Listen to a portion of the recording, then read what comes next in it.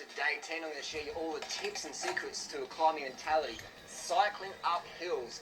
No workout on the planet will burn more calories or shift your mitochondria to a better place than cycling your bike up a hill. Anyone can do it, doesn't matter how fit you are, whatever. Cycling up hills does something. When you put your body against gravity, hormones change, mitochondria changes, your physique changes. It's just a fact. So let's get ready for some cycling tips about climbing mentality. Have fun up here. A big secret to climbing is don't go full gas at the start. Don't sprint up the climb. You're not Lance Armstrong or Chris Froome just yet. Go up there easy. Just the goal is to get up the climb. Just flow. Always think when you go up a climb, just flowing up it. Avoid surges and sprinting, because they'll gas you out. That's fine if you're really experienced, but even then, the professional riders, they still just flow up the climb. You can even effort the whole out the climb. Flow up the climb. Don't push yourself by sprinting. So bikes these days are very good in that they have a wide range of gears, and when you go up a climb, you want to use your easy gears. You want to be spinning your legs at about 90 cadence, and you want to have gearing that lets you spin your legs when you're trying to push hard. That way it's just more efficient, so you always choose easy gearing when you're climbing. Doesn't matter if you're Chris Froome or totally new, easy gearing for the win. Cycling shoes are very important. What they do is they don't flex, so when you push down, all the power goes to the pedal. So you definitely invest in a pair of cycling shoes. I recommend a mountain bike shoe. Difference between a road and mountain bike shoe is this you can walk on, this you can't really walk in. So this is a lot more practical. I race in these, I've raced in one of these shoes. They're fine. Mountain bike shoes, get these. I'll put more information down below what pedals I recommend. But definitely get some mountain bike shoes just with straps. I don't really recommend laces because they can get caught in your cranks. Just get some straps. Nice stiff shoe, easy to walk around in, but more importantly, better power transfer. Cycling shoes, you don't need them straight away. After a couple of months, I definitely recommend getting a pair. So part of developing a climbing mentality is having that adventure mindset, and it's about looking for challenges. Look for new roads to climb up. Another little thing is how much elevation can you gain in a day? Elevation meaning how many verticals, ascended meters you can attain, or feet in a day. 1,000 feet, can you do 1,000 feet? Can you do 10,000 feet in a single ride? Can you do it? So look for challenges, make it fun, seek out elevation. How much elevation can you do in one day? So there's many ways to climb up a hill. You might might take you 20 times, you have to stop 20 times to catch your breath, whatever. Eventually it'll be 10 times, then 5 times, then eventually you won't have to stop at all. I remember the first time I came up Mount Lofty in 1997, I had to stop about 3 times to catch my breath. I felt like I was having a heart attack, I was dry reaching. So it took me 3 times to stop to get up to Mount Lofty. So that's okay if you stop. And then eventually your challenge can be, okay, I can get up that hill with 10 breaks, and now I'm going to try and bring the brakes back down to eventually you can go up the hill in one shot if you pace yourself properly.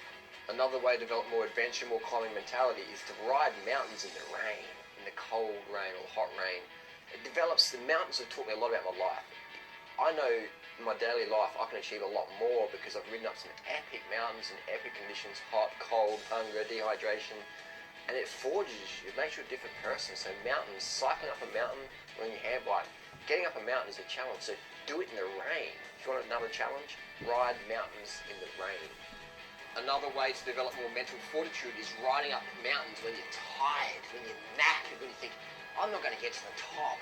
And when you do get to the top, you're like, wow, next level mentality we're talking. So get out there when you're tired and do it. Don't do this very often, but just do it when you're totally knackered. One day you go, oh, I can't do it.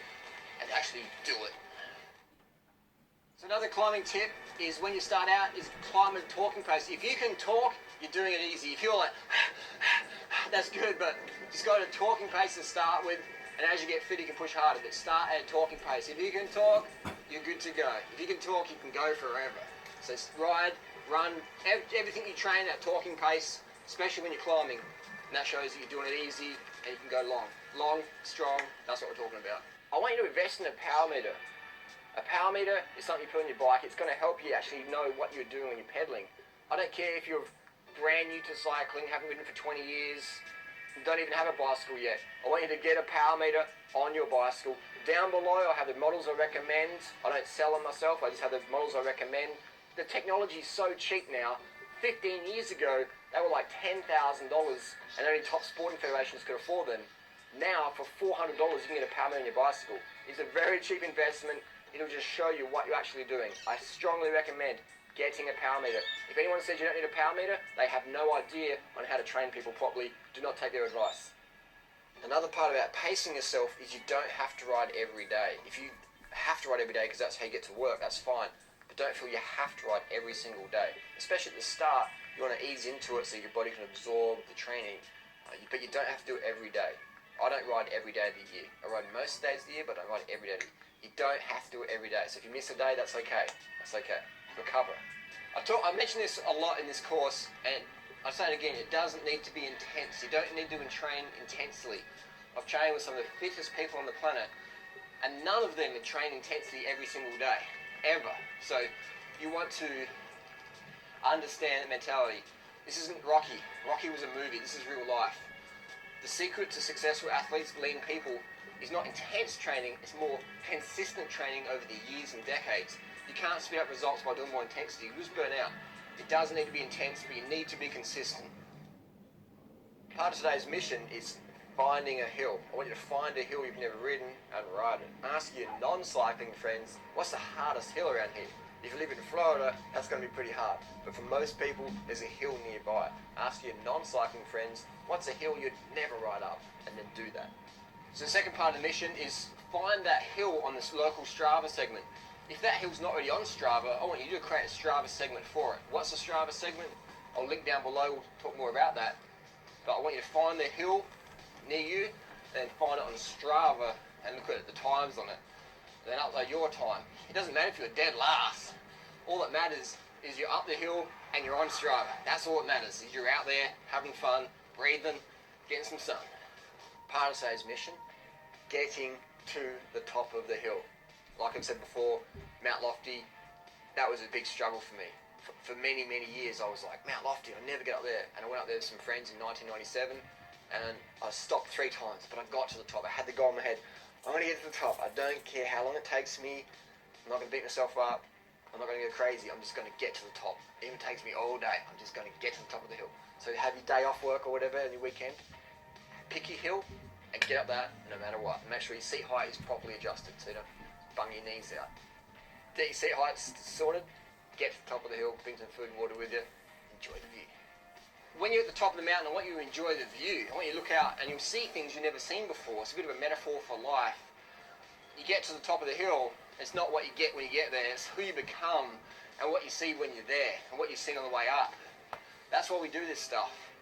It's one thing to be lean and fit, but if you don't have some sort of drive, some quest going on mentally, it's all for naught. So it's about becoming better people and helping others.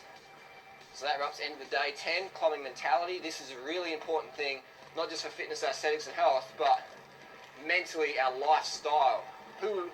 It's about becoming better people. It's not what you achieve in life, it's who you become and how you can help others in a positive manner. See you tomorrow.